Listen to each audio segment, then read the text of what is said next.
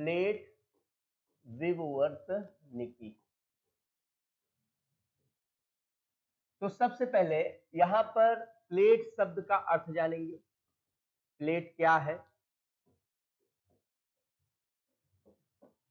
ठीक। फिर प्लेटों की क्या सीमाएं हैं, बाउंड्रीज क्या है, ये देखेंगे, ठीक। प्लेट विवर्तनिकी के कारण क्या है, क्यों होता है,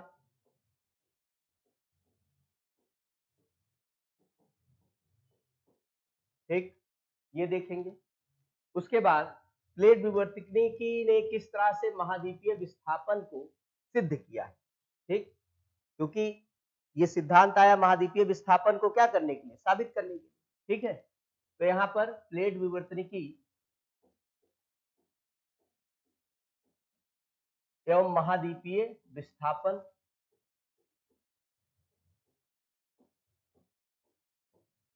ये देखेंगे। और इसके बाद इसकी क्या सीमाएं हैं, प्लेट विवर्तनिकी के क्या चीजें हैं जो जिसको इसने एक्सप्लेन नहीं किया है, ठीक ठीक है। इसकी इस सिद्धांत की भी अपनी कुछ क्या है, लिमिटेशंस है। तो उन सीमाओं के बारे में जानेंगे। क्लियर है बात। तो ये आपका टॉपिक है, ठीक। लेकिन ये जो सिद्धांत आया है इसका उद्भव कैसे हुआ, ठीक है। ये थोड़ी सी सिर्फ कहानी सुनिए। तो कल जैसे हम लोग बात कर रहे थे वेगनर का महाद्वीपीय विस्थापन सिद्धांत जब आया तो बहुत सालों तक ये रहा कि हाँ ठीक है, महाद्वीप क्या नहीं है, स्थिर नहीं है, ये लगातार मूव कर रहे हैं। लेकिन इनके सिद्धांत की बहुत सारी कमियां थी, जो कल हमने आलोचनाएं आपको बताया था, ठीक है। इन आलोचनाओं के आधार पर जो है क्या हुआ, ये सिद्धांत को नकार दिया गया। बहुत सालों तक ये ऐसे ही पड़ा रहा। लेकिन इसी समय एक विद्वान थे हैरी हेस। उन हैरी हेस साहब ने क्या किया, जो सागर के भीतर कटक पाए जाते हैं, ठीक है, इनका अध्ययन किया। जो मध्य सागरीय कटक होते हैं, ठीक है, इसका अध्ययन किया।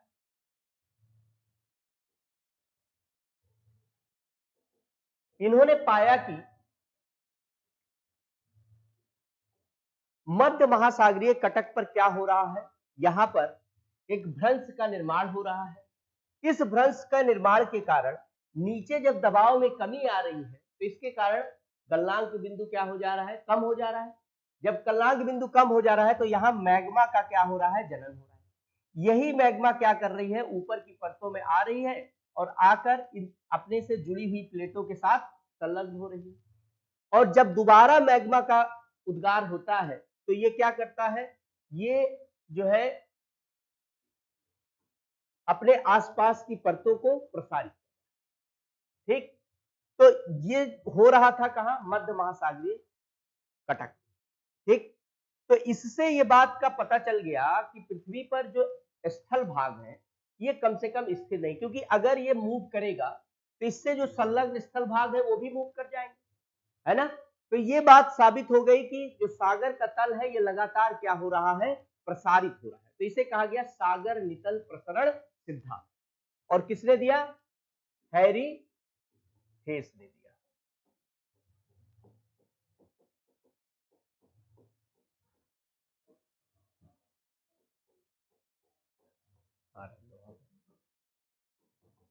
हैरी हेस साहब का। तो फिर से वेगनर का जो महाद्वीपीय विस्थापन सिद्धांत था, ठीक। अब ये जो है महाद्वीपीय विस्थापन सिद्धांत के बारे में लोगों को ये लगा कि वेगनर साहब ने जो कहा था कि महाद्वीप क्या है, स्थिर नहीं है, बल्कि वो निरंतर क्या है, विस्थापित हो रहे हैं, इस बात को बल मिला। इसके बाद एक सिद्धांत और आया जिसका नाम था पूरा चुंबकन। फिर से यहां पर क्या किया गया, जहां पर वो जो सागर की तली में जहां पर अपसरण हो रहा था, अपसरण की चट्टानों के आसपास पृथ्वी के चुंबकत्व का क्या किया गया, अध्ययन किया। तो पृथ्वी क्या करती है, एक दंड चुंबक की तरह व्यवहार करती है। इसका एक नॉर्थ मैग्नेटिक पोल है और एक साउथ मैग्नेटिक पोल है। जब इस कटक के दोनों ओर के चट्टानों का अध्ययन किया गया तो ये पाया गया कि इसमें क्या है,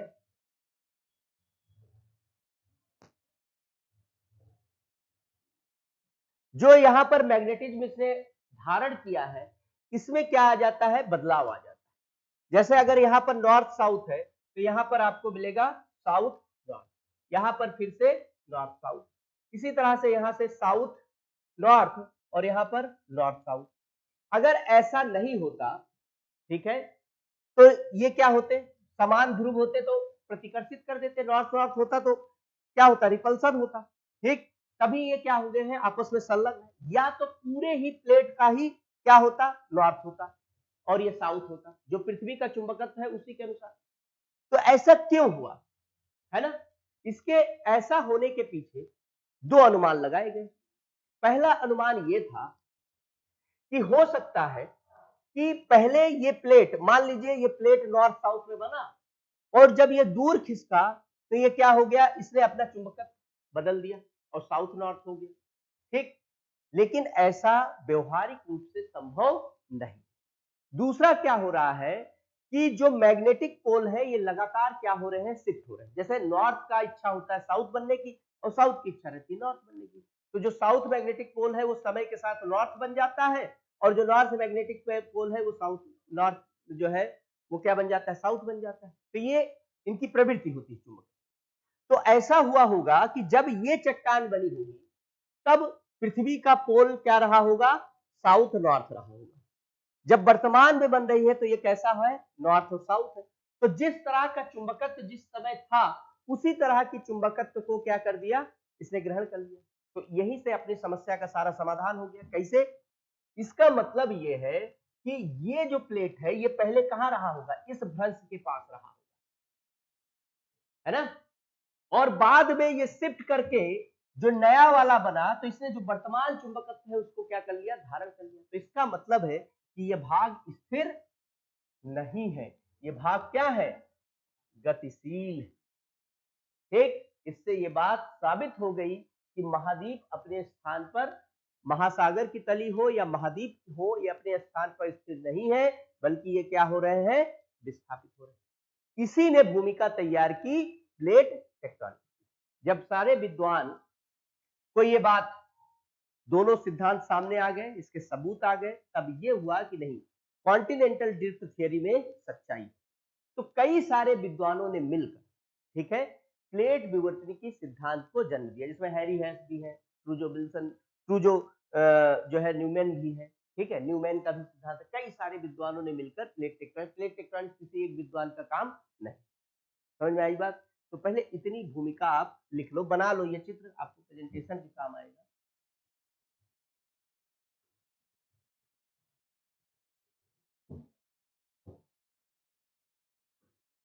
हम थोड़ा सा एक भूमिका के रूप में लिखा देंगे, मध्य महासागरीय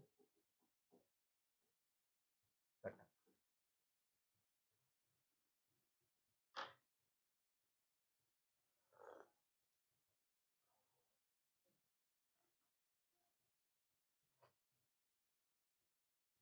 क्रूजो विल्सन है, ठीक है, हैरी हेस है, मैक केनी है, बहुत सारे विद्वानों ने मिलकर, मॉर्गन है।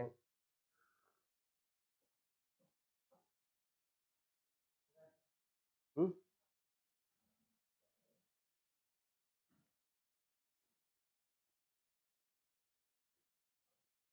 सबसे पहली बार जो दिया था डब्ल्यू जे मॉर्गन ने दिया, व्यवस्थित रूप से प्लेट विवर्तन का सिद्धांत।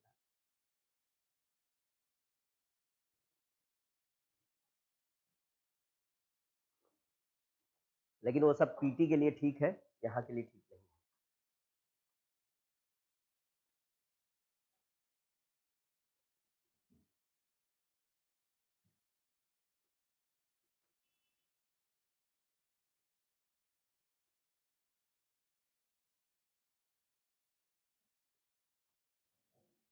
तो लिखो, वेगनर के महाद्वीपीय विस्थापन सिद्धांत की वेगनर के महाद्वीपीय विस्थापन सिद्धांत के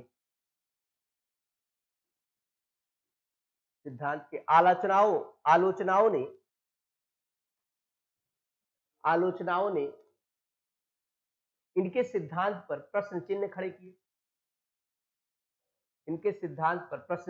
किए। फलस्वरूप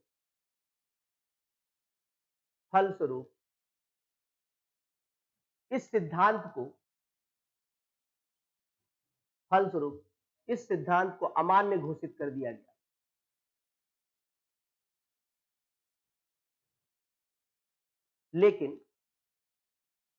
लेकिन जब हैरी हेस ने सागर नितल प्रसरण सिद्धांत का प्रतिपादन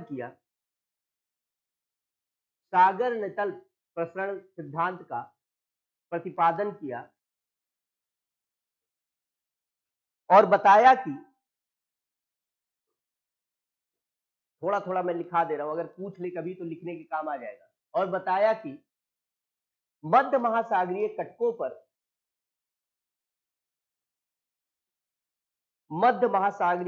पर मैग्मा प्रवाह द्वारा निरंतर नए स्थल खंडों का निर्माण हो रहा है।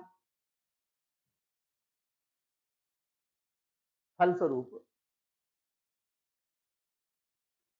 सागर के नितल का निरंतर विस्तारण हो रहा है।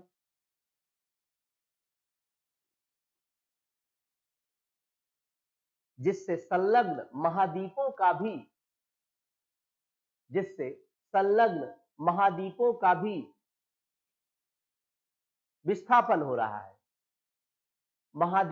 भी विस्थापन हो रहा है।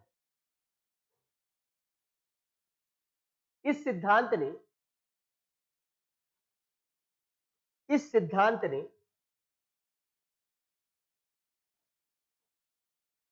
महाद्वीपीय विस्थापन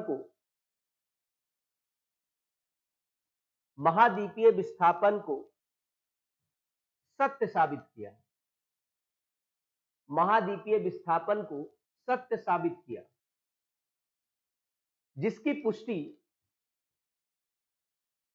जिसकी पुष्टि पूरा चुंबकत्व सिद्धांत के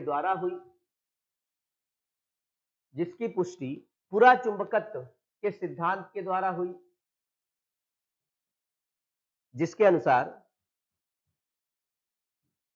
जिसके अनुसार पृथ्वी एक दंड चुंबक के समान व्यवहार करती है। ये मैं इसलिए लिखा रहा हूं, अगर कभी इन दोनों सिद्धांतों की पृष्ठभूमि के बारे में पूछा प्लेट टेक्टोनिक्स का, अगर क्वेश्चन पूछता है तब उस कंडीशन में आप लिख सको थोड़ा।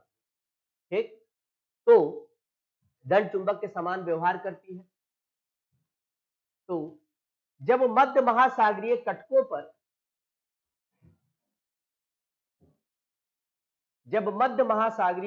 पर नए स्थल खंडों का निर्माण होता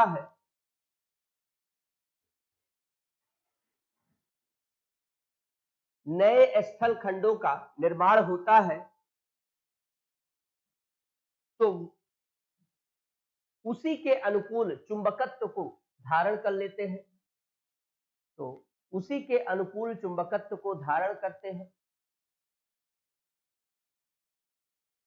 लेकिन कटक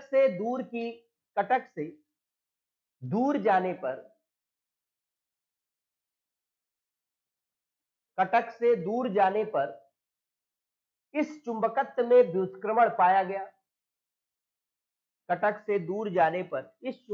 में व्युत्क्रमण पाया गया।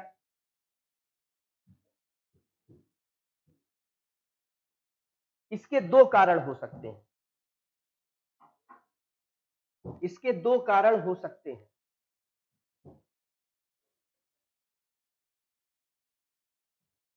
नंबर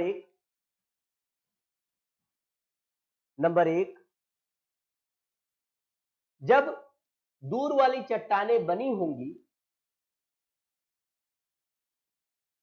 जब दूर वाली चट्टानें बनी होंगी तो उन्होंने वर्तमान चुंबकत्व को ही ग्रहण किया होगा, उन्होंने वर्तमान चुंबकत्व को ही ग्रहण किया होगा, जो समय के साथ व्युत्क्रमित हो गई होंगी, समय के साथ व्युत्क्रमित हो गई होंगी।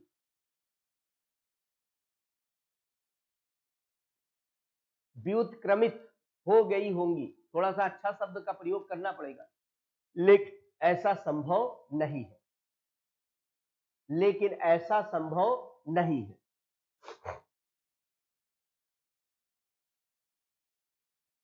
नंबर 2, दूसरा कारण यह हो सकता है, देखो पहला कारण क्या बताया कि जब बनी थी तब ये भी नॉर्थ साउथ था, ठीक, लेकिन ये चट्टान का जो वो है समय के साथ जब दूर पहुंची तो ये उलट गई, तो ऐसा तो होगा नहीं, अपने आप कैसे उलट जाएगी, ठीक। तो दूसरा कारण ये हो सकता है कि जब ये बन रही थी, जब ये यहां पर थी, कटक के समीप थी, तब इसका पृथ्वी का चुंबकत्व ही उल्टा हो रहा होगा, तब ये साउथ रहा होगा, ये नॉर्थ रहा होगा, तब बनी, और फिर धीरे धीरे पृथ्वी का चुंबकत्व बदल के नॉर्थ साउथ हुआ, तब तक ये जो है इधर, तो इसका मतलब है कि अपने स्थान से क्या है, चली गई, खिसक गई, इसका मतलब है कि प्रसार हो रहा है, महाद्वीपीय विस्थापन हो रहा है, समझ में आई बात, ठीक। तो लिखिए दूसरा कारण हो सकता है कि जब ये प्लेट, या जब ये स्थलखंड, प्लेट नहीं, जब ये स्थलखंड बना होगा उस समय पृथ्वी का चुंबकत्व का स्वरूप, चुंबकत्व का स्वरूप वही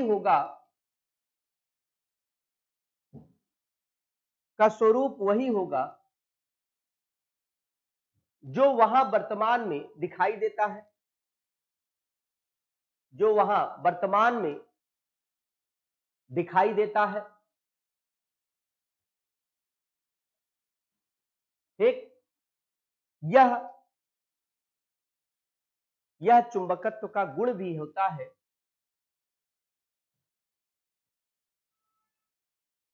कि इनमें निरंतर ध्रुवण होता रहता है, अर्थात नॉर्थ पोल समय के साथ साउथ पोल बन जाता है और साउथ पोल समय के साथ नॉर्थ पोल में परिवर्तित हो जाता है, और साउथ पोल समय के साथ नॉर्थ पोल में परिवर्तित हो जाता है।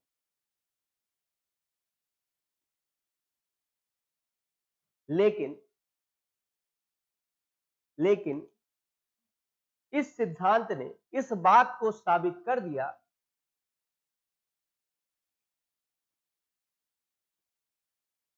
कि भूखंड स्थिर नहीं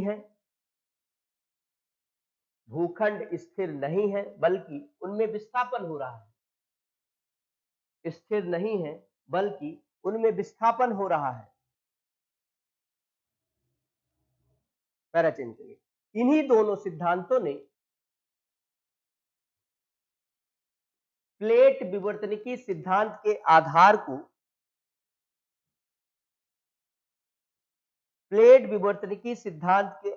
को स्पष्ट कर दिया, आधार को स्पष्ट नहीं, निर्मित कर दिया, ठीक है। अब हेडिंग डाल दीजिए प्लेट विवर्तनिकी।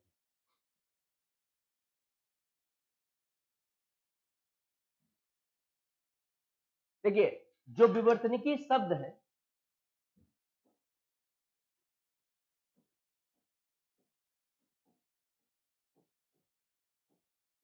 ये जो शब्द है, ये शब्द बना है ग्रीक भाषा के टेक्टोनिकोस,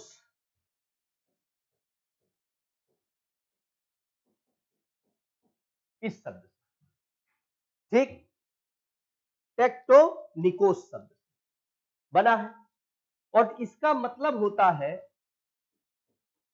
निर्माण या रचना। और जब निर्माण हुआ, रचना हो रहा है, तो क्या हो रहा है? परिवर्तन, है ना। तो जब हम कहते हैं प्लेट टेक्टोनिक्स, प्लेट विवर्तनिकी, तो इसका अभिप्राय क्या हुआ? प्लेटों के निर्माण या रचना अर्थात परिवर्तन।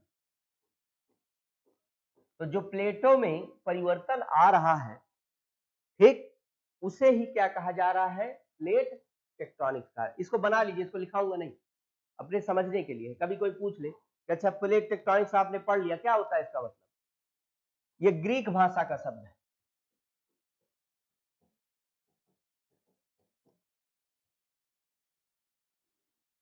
एग्जाम में नहीं पूछेगा, लेकिन कुछ चीजें आपको ऐसे भी जाननी चाहिए, ठीक है। चलो अब आते हैं प्लेट का मतलब समझते हैं, प्लेट क्या है।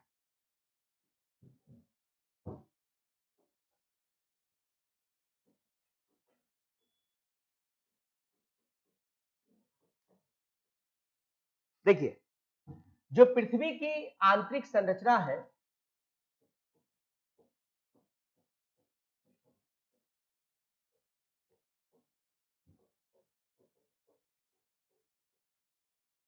इसको दो आधार पर, एक आधार है रासायनिक संरचना के आधार पर,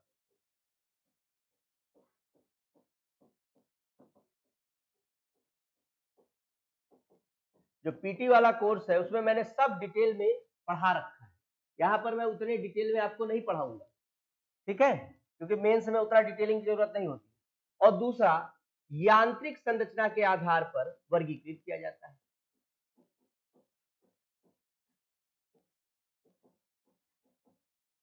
ये सब लिखाऊंगा नहीं, ये सब आपके समझने के लिए। बनाइए, फटाफट बनाते जाइए हमारे साथ साथ।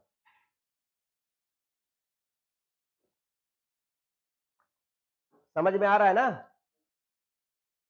जहां दिक्कत हो बता देना।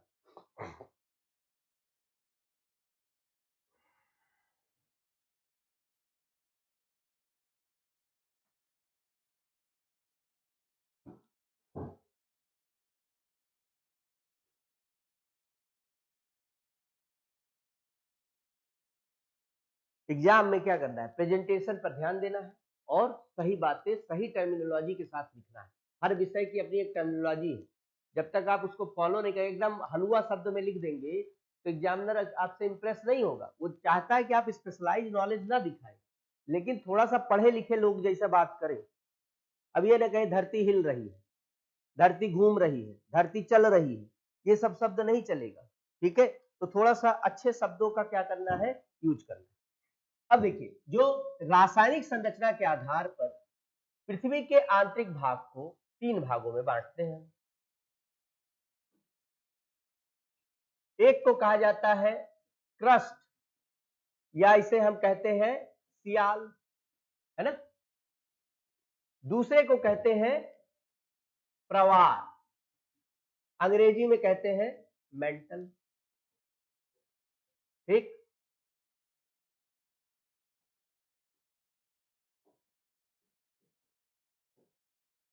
और तीसरे को कहते हैं क्रोड, हिंदी में क्रोड और अंग्रेजी में कोर। ये है रासायनिक संरचना,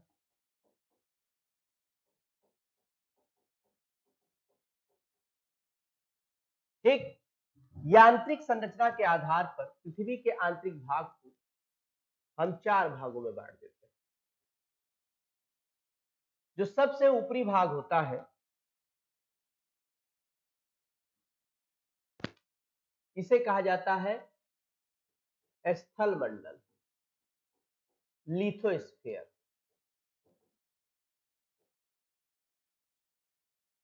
ठीक, उसके नीचे के भाग को कहा जाता है दुर्बल मंडल, कई बार दुर्बलता मंडल भी लिखा रहता है, कोई दिक्कत नहीं, एस्थेनोस्फीयर।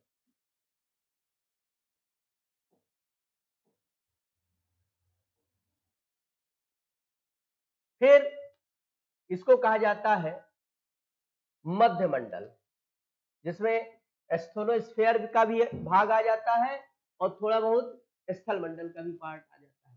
ठीक है, तो इसे कहा जाता है मध्य मंडल, मीसोस्फीयर।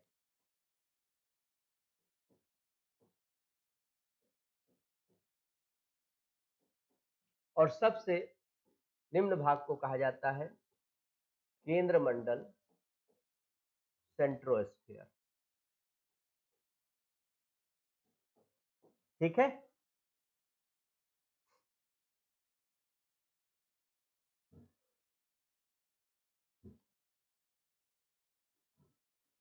यहां पर मेंटल को सीमा कहा जाता है, यहां पर नीचे कहा जाता है, सब पीटी में पढ़ाया हुआ हूं।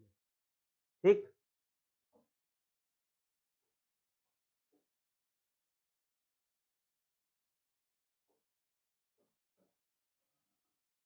हम पढ़ाते वक्त बहुत सारे टीचर हैं कलर चेंज करते हैं, हमको वो सब सिंपल से समझो, सही से पहले पढ़ने पे ध्यान दो, टॉपिक ध्यान दो, सुंदर सुंदर बाद में बना लेना। ठीक है, तो स्थल मंडल में क्या क्या होता है? स्थल मंडल में होता है क्रस्ट का पूरा भाग, ठीक, प्लस मेंटल का ऊपरी भाग।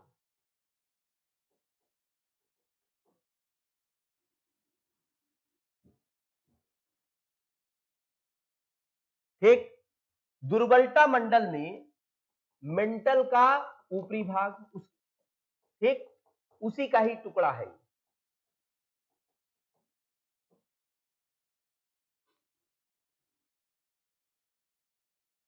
अपना जो काम है इन्हीं दोनों परत का है, स्थल मंडल और दुर्बलता मंडल।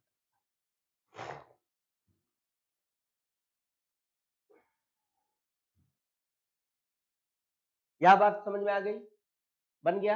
आगे चलते हैं। तो जो ये स्थल मंडल है, ये क्या कर रहा है? दुर्बलता मंडल के ऊपर तैर रहा है।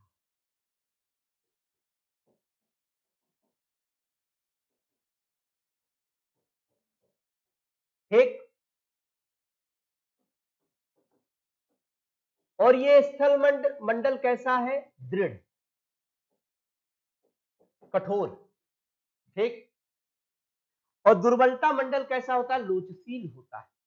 ठीक, और इनके बॉर्डर पर क्या पाए जाते हैं? रेडियो एक्टिव तत्व पाए जाते हैं, जिससे यहाँ का तापमान ज्यादा होता है और यहाँ जो पदार्थ है वो आंशिक रूप से गल जाते हैं। जब गल जाते हैं, इसके कारण ये जैसे ग्रीस काम करता है स्लिप करने का, वही काम जो है दुर्बलता मंडल का ऊपरी भाग कर रहा है। वो क्या कर रहा है? उसके मूवमेंट को आसान बना रहा है। जब कोई एक प्लेट दूसरे प्लेट के नीचे धंसती है, तो इस कंडीशन में दुर्बलता मंडल क्या हो जाता है? धंस जाता है। तो ये जो दुर्बलता मंडल है, ये लोचशील है,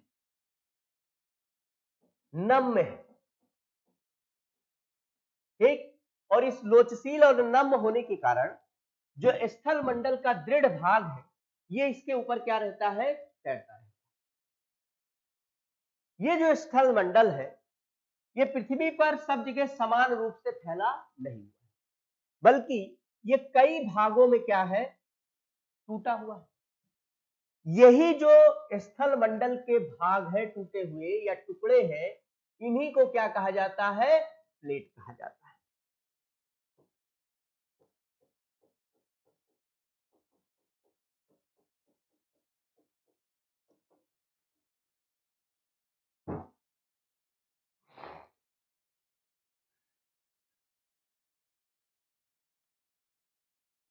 तो अगर आपसे पूछे कोई कि प्लेट क्या है, तो प्लेट क्या कहेंगे आप? पृथ्वी का बाह्य खंड, जो दृढ़ चट्टानों से बना है, ठीक, और जिसमें क्या है, क्रस्ट और मेंटल का ऊपरी भाग, ठीक, अवस्थित है, और वह क्या हो रहा है, दुर्बलता मंडल के ऊपर तैर रहा है, उसे ही कहा जाता है प्लेट।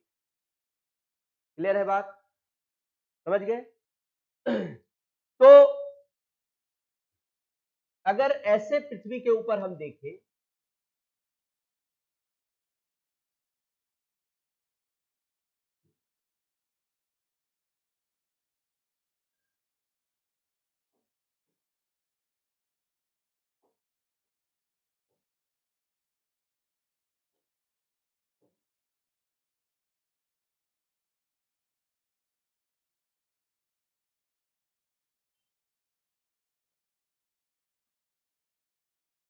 ये है दुर्बल मंडल,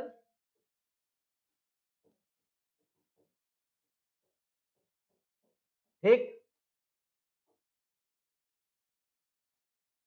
इतना इस बोर्ड में यही समस्या है, मिटाने जाइए कुछ और मिट जाता है कुछ और।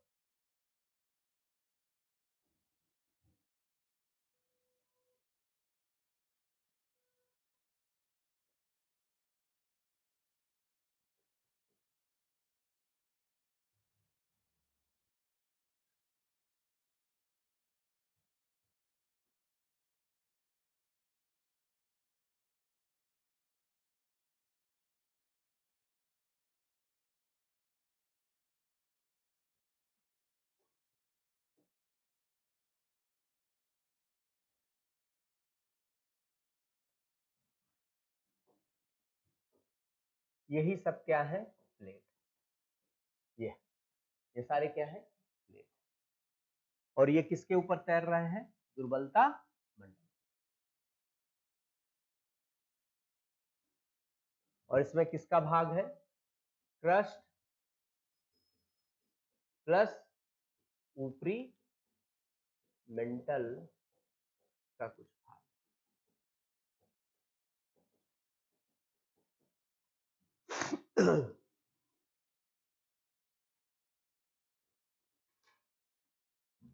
तो देखिए,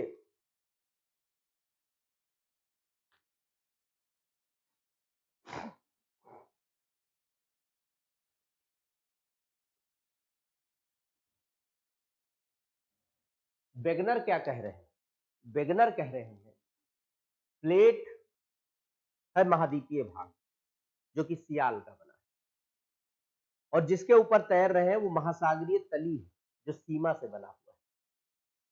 यही कह रहे हैं ना, तो यहीं पर गलत हो गए।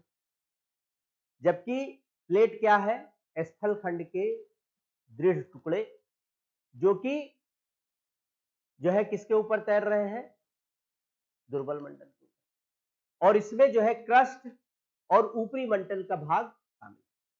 महासागर की जो तली है वो भी प्लेट है ना, तो इनकी मोटाई अलग अलग होती है।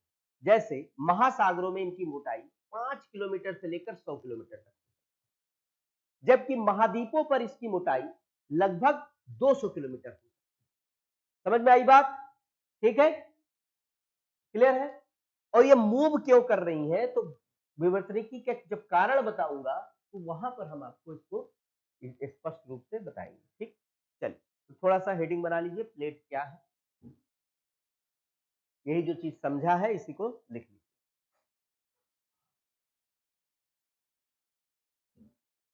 लिखिए, पृथ्वी का बाह्य भाग, पृथ्वी का बाह्य भाग दृढ़ खंडों का बना है, दृढ़ खंडों का बना है,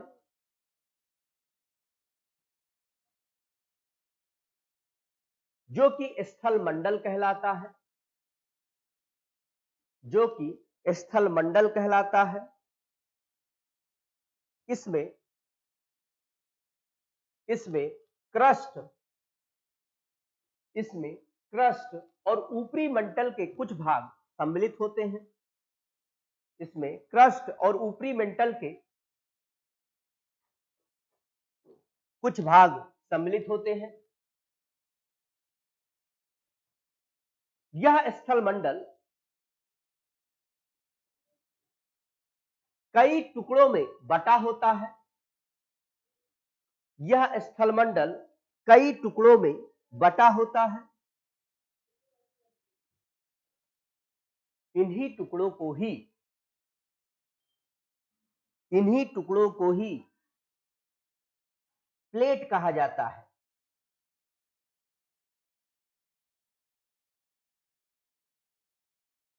प्लेट महाद्वीपीय व महासागरीय, प्लेट महाद्वीपीय व महासागरीय या दोनों, मतलब एक ही प्लेट महाद्वीपीय महासागरीय दोनों हो सकती है। मतलब उसका कुछ हिस्सा महाद्वीप का हो सकता है, कुछ हिस्सा महासागरीय, या दोनों हो सकती है, या दोनों हो सकती हैं। इसकी मोटाई महासागरों में, इसकी मोटाई महासागरों में 5 से 100 किलोमीटर, 5 से 100 किलोमीटर व महाद्वीपों पर लगभग 200 किलोमीटर होती है। वहां पर भी किलोमीटर लिखा है ना, 5 से 100 किलोमीटर, ठीक। तथा महाद्वीपों पर 200 किलोमीटर होता है। बहुत सारे टीचर्स क्या करते हैं, दूसरे का नोट्स ले लेते हैं और उसी को ही पढ़ाते हैं। मैं नहीं कर पाता, मेरे से मैं कंफर्ट जोन में नहीं रहता। जो मैं लिखा रहा हूं, जो मेरे पास कंटेंट है। प्लेटों में 3 प्रकार की गति होती है, जिसके फलस्वरूप 3 प्रकार की प्लेट सीमाएं बनती हैं। 3 प्रकार की प्लेट सीमाएं बनती है। चित्र पीछे बना चुके हैं तो पहला हेडिंग बना दीजिए। 3 प्रकार की सीमाएं बनती है। नंबर 1, अपसारी सीमाएं। अपसारी सीमाएं अलग अलग इसलिए लिखा रहा हूं, हो सकता है अपसारी सीमा से ही क्वेश्चन पूछ लिया जाए, हो सकता है अभिसरण सीमा से ही क्वेश्चन पूछ लिया। समझ में आई बात? तो लिखिए, जब दो प्लेटें एक दूसरे से दूर जाती हैं, जब दो प्लेटें एक दूसरे से दूर जाती हैं तो इन्हें अपसारी प्लेटें कहते हैं। तो इन्हें अपसारी प्लेटें कहते हैं। ये प्लेटें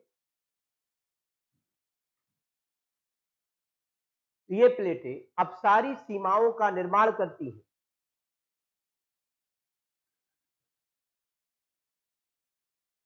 अपसारी सीमाओं का निर्माण करती हैं।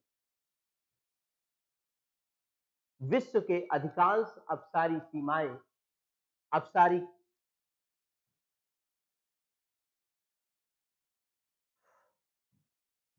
विश्व के अधिकांश अपसारी सीमाएं मध्य महासागरीय कटकों के साथ साथ होती हैं। मध्य महासागरीय कटकों के साथ साथ होती है।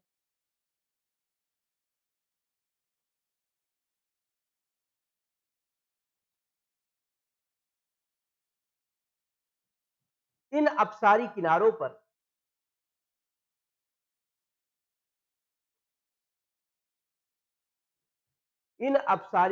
पर पृथ्वी के आंतरिक भाग से लावा निरंतर ऊपर की ओर उठती है। लावा के निरंतर ऊपर की ओर उठती है, जिसके फलस्वरूप ज्वालामुखी क्रिया व भूकंप की घटनाएं होती हैं। फलस्वरूप भूकंप की घटनाएं होती हैं। ज्वालामुखी उद्गार व भूकंप की घटनाएं होती हैं। इसका सबसे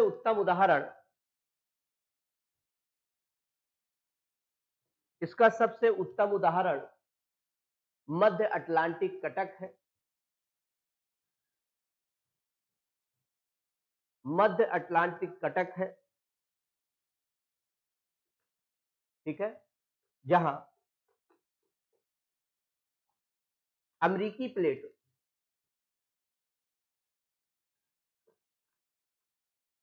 यूरेशियन तथा अफ्रीकी प्लेट से अलग हो रही है।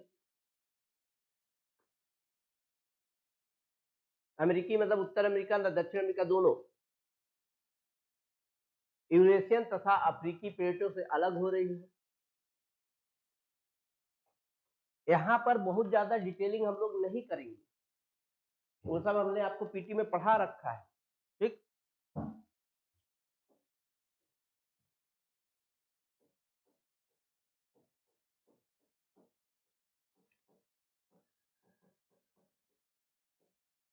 अब बात करते हैं अभिसरण सीमा।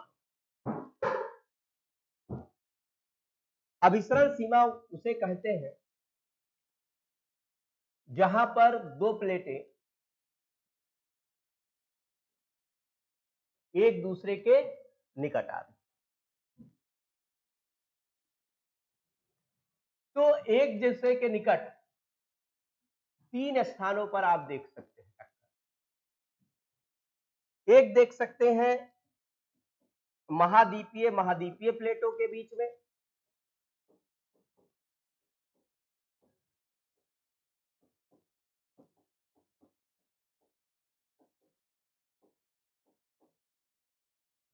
दूसरा देख सकते हैं महाद्वीपीय महासागरीय प्लेट में,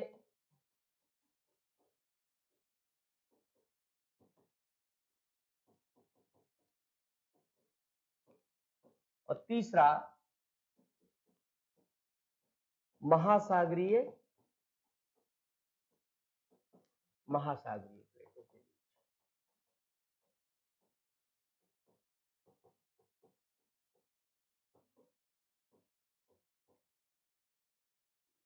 ठीक है,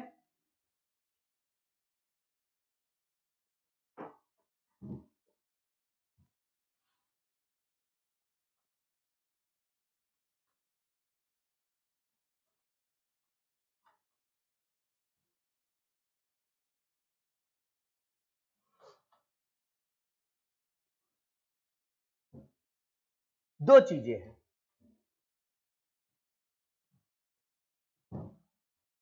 एक है प्लेट की गति और दूसरा है प्लेट का घनत्व।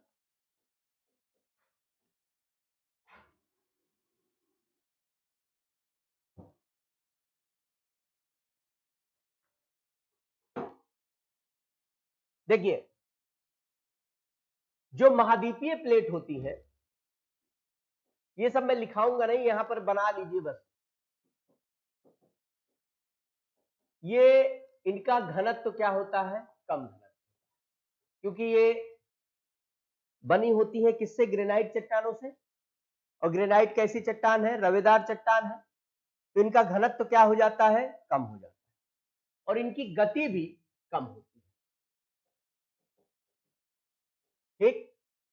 और अगर महासागरीय प्लेट है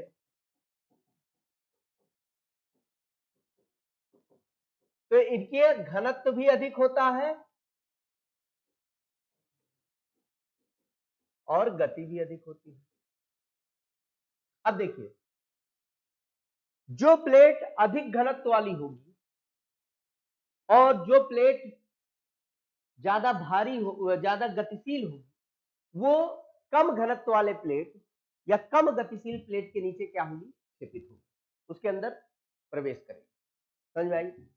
लेकिन जहां पर घनत्व समान है, जैसे महाद्वीपीय प्लेट, इसमें दोनों का घनत्व समान है, तो यहां पर इंपॉर्टेंट फैक्टर क्या होगा? गति। जो प्लेट ज्यादा गतिशील होगी वो कम गति वाले प्लेट के नीचे क्या करेगी, क्षेपण करेगी या प्रवेश करेगी। ठीक, लेकिन जहां पर महाद्वीपीय महासागरीय वाला है तो यहां पर घनत्व व गति दोनों ही इंपॉर्टेंट रहेगा। क्यों? क्योंकि जो महासागरीय प्लेट है उसका घनत्व भी ज्यादा होगा और गति भी ज्यादा होगा, तो वो क्या करेगी, महाद्वीपीय प्लेट के नीचे प्रवेश कर जाएगी। समझ में आई बात?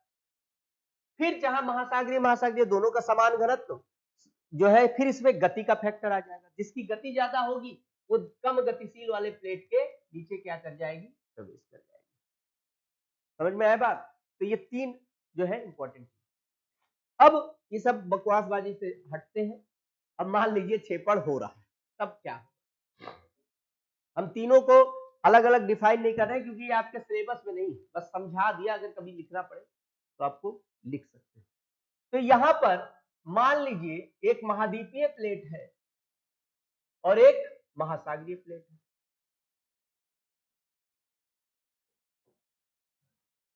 यह महाद्वीपीय प्लेट है,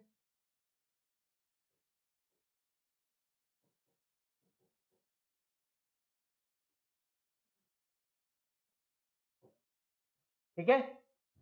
तो जो महासागरीय प्लेट है इसका घनत्व अधिक है और इसकी गति भी अधिक। तो इस दौरान ये प्लेट क्या हो जाएगी, महाद्वीपीय प्लेट के नीचे क्षेपित हो जाएगी।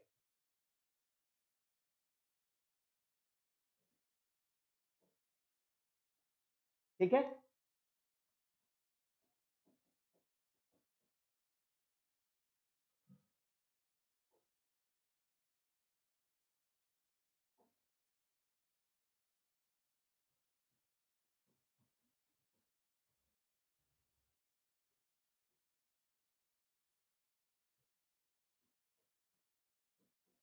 क्लियर है।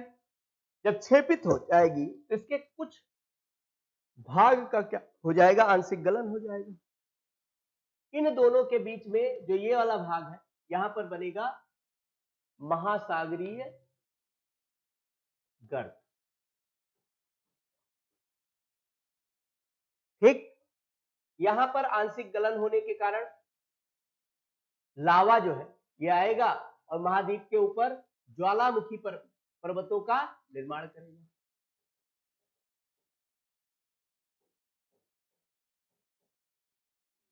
और जब ये तोड़कर ऊपर आ रहा होगा तो इसके कारण क्या आएगा, भूकंप आएगा।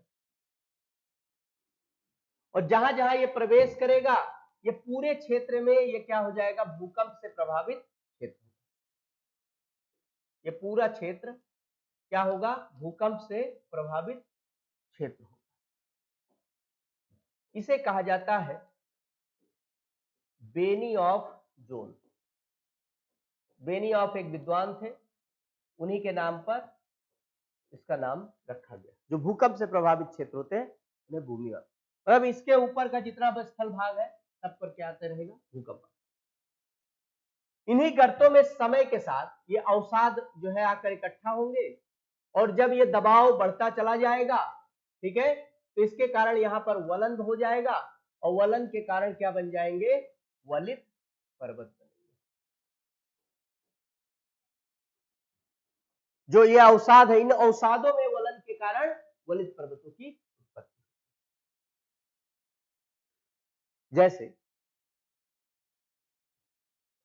दक्षिण और उत्तर अमेरिका के पश्चिमी भाग में आपको इस तरह के वलित पर्वत और ज्वालामुखी पर्वत मिलेंगे, है ना। पूरे किनारों पर देखिए रॉकीज और एंडीज, वलित पर्वत। और उसी में देखिए सेंट हेलेना, रेनियर, शास्ता, हुड, ठीक, चिम्बेराजो, कोटोपैक्सी, ओजस डेल सलाडो, इस तरह के आपको ज्वालामुखी पर्वत दिखाई देंगे, है ना। तो ये सब यहां पर होगा, कहां पर, अभिसरण सीमा पर।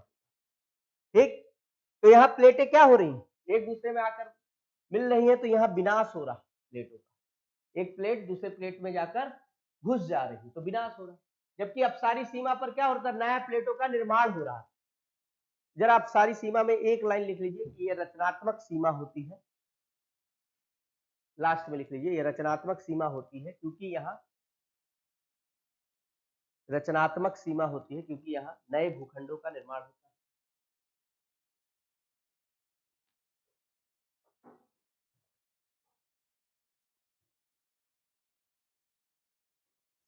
इसे खाई भी कहा जाता है, महासागरीय खाई भी कहा जाता है।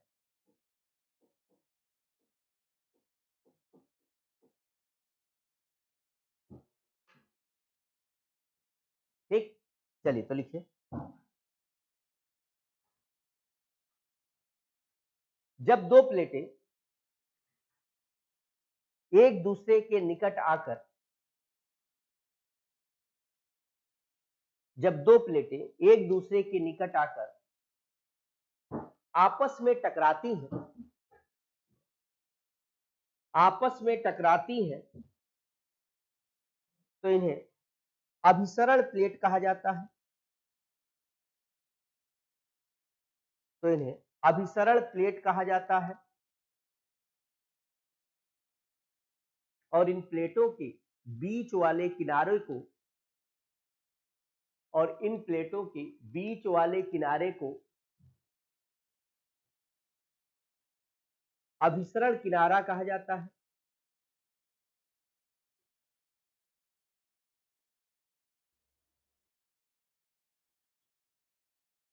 अलग अलग प्लेटों के गुणधर्म अलग अलग होते हैं। अलग अलग प्लेटों के अलग अलग गुणधर्म होते हैं। जैसे जैसे महासागरीय प्लेट भारी व अधिक गति वाली होती है,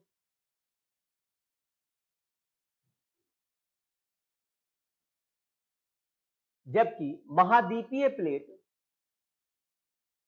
हल्की व कम गतिशील होती है।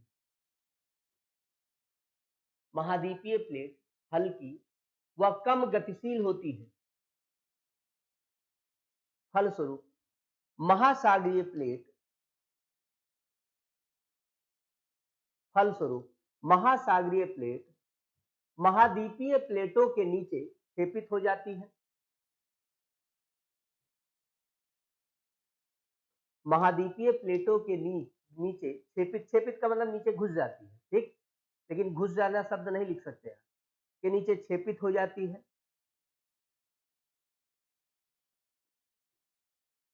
अधिक गहराई में जाने पर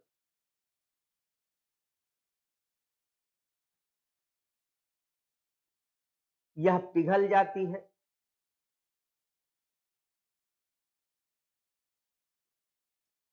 पिघल जाती है और पिघलने से बना हुआ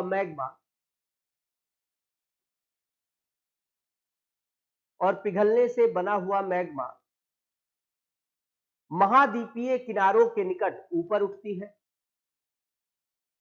महाद्वीपीय किनारों के निकट ऊपर उठती है और ज्वालामुखी पर्वतों का निर्माण होता है। और ज्वालामुखी पर्वतों का निर्माण होता है।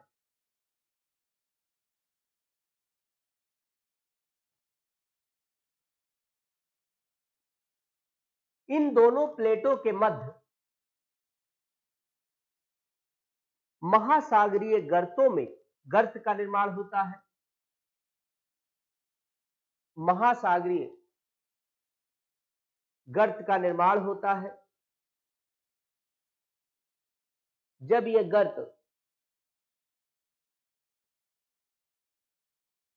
गर्त अवसादों से भर जाती है, अवसादों से भर जाती है, तो अवसादों से भर जाती है तो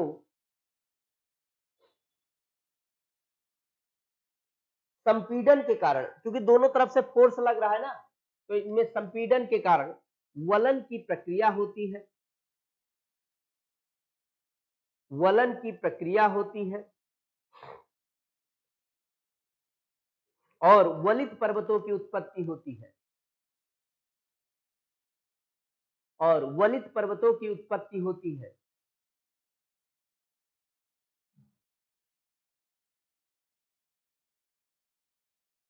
रॉकीज, एंडीज, आल्प्स, आल्प्स तथा हिमालय इसी प्रकार के वलन का उदाहरण है। इसी प्रकार के वलन का उदाहरण है। इन किनारों पर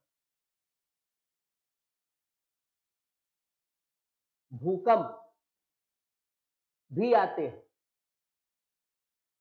भूकंप में भी आते हैं, भूकंप भी आते हैं। क्योंकि यहां प्लेटों का विनाश होता है, इसीलिए इसे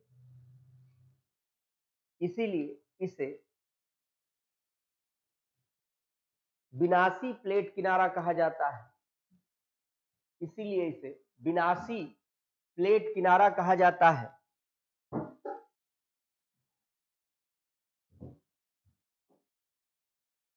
अब तीसरा है रूपांतर सीमा।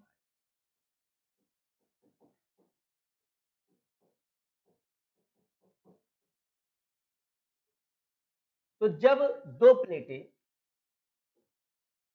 एक दूसरे के समानांतर मूव करती हैं, ठीक, ये दिशा कुछ भी हो सकती है, एक दूसरे के साथ एक दिशा में जा सकती है या विपरीत दिशा में जा सकती है, लेकिन क्षैतिज रूप से एक दूसरे के क्या करेंगे, समानांतर मूव करेंगे। ज्यादातर तो इसे कहा जाता है रूपांतर सीमाएं, ठीक। ज्यादातर इन किनारों पर ये जो कगार है ये बहुत गहरे नहीं होते, इसलिए यहाँ पर ज्वालामुखी क्रिया का अभाव होता है, लेकिन यहाँ पर भूकंप जरूर आता है, समझे। तो ये भूकंप से प्रभावित है। जैसे आप नॉर्थ अमेरिका के दक्षिण में जाएंगे, सॉरी दक्षिण पश्चिम में देखेंगे, तो वहां पर जो सैन एंड्रियास भ्रंश है, ये क्या है, इसी तरह के रूपांतर भ्रंश का निर्माण है। तो यहाँ ना तो किसी प्लेट का विनाश हो रहा है, ना तो किसी नए प्लेट का निर्माण हो रहा है, इसलिए इसे संरक्षी प्लेट किनारा कहते हैं। जिस रूप में है उसी रूप में बना रहता है। समझ में आई बात? तो लिखिए,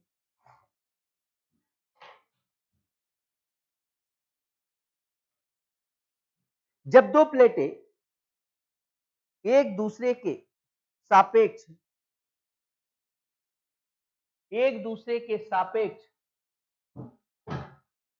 क्षैतिज दिशा में समानांतर गति करते हैं, एक दूसरे के सापेक्ष क्षैतिज दिशा में समानांतर गति करती हैं, तो इन्हें रूपांतर सीमा कहा जाता है। रूपांतर सीमा कहा जाता है।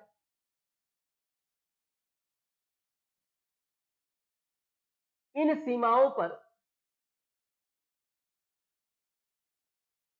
सीमाओं पर ज्वालामुखी क्रिया नहीं होती, लेकिन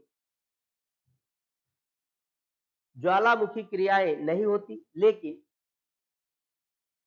बहुत से भूकंप आते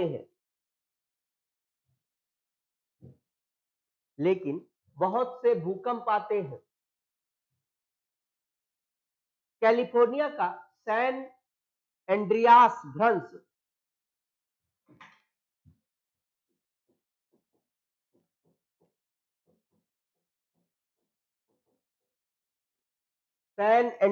भ्रंश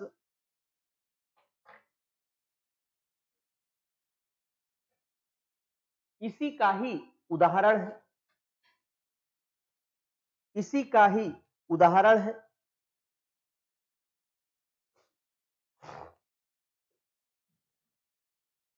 ठीक है, तो ये था आपका जो है सीमाएं। अब आज यहीं तक पढ़ाऊंगा, कल जो है हम लोग मिलेंगे तो प्लेट वर्तिंग के क्या क्या कारण है, फिर महाद्वीपीय विस्थापन और सीमाएं, इसका करके कंप्लीट हो जाएगा। ठीक है, तो आज के लिए इतना।